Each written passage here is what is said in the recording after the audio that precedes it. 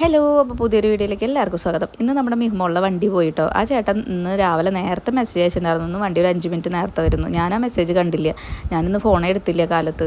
അപ്പോൾ മിഹുവിനെ കൊണ്ടാക്കി വന്നിട്ട് സാധാരണ ഞാൻ മെസ്സേജൊക്കെ നോക്കാറ്, ചില ദിവസം നേരത്തെ നോക്കും. അങ്ങനെ അത് കാരണം ഇപ്പോൾ എന്തായി, ഇന്ന് വണ്ടി മിസ്സായി പോയിട്ടോ. അപ്പോൾ ഞാൻ വിചാരിച്ചു എല്ലാ പരിപാടിയും കഴിഞ്ഞതല്ലേ, മിഹുവിനെ കൊണ്ടാക്കി കൊടുക്കാൻ വിചാരിച്ചിട്ട് ഞാൻ വേഗം കുളിച്ച് റെഡിയായിട്ട് ഞാൻ മിഹുവിനെ കൊണ്ടാക്കാൻ പോയിട്ടോ സ്കൂളിലേക്ക്. അപ്പോൾ ഒരു അരമണിക്കൂർ അങ്ങോട്ട് സ്കൂളിലേക്ക് ഉണ്ട് കേട്ടോ. അപ്പോൾ എൻ്റെ ഇന്നത്തെ രാവിലത്തെ 1 മണിക്കൂർ അങ്ങനെ അങ്ങോട്ട് പോയി കിട്ടിയിട്ടോ, 1 മിനിറ്റിൻ്റെ വ്യത്യാസത്തിൽ.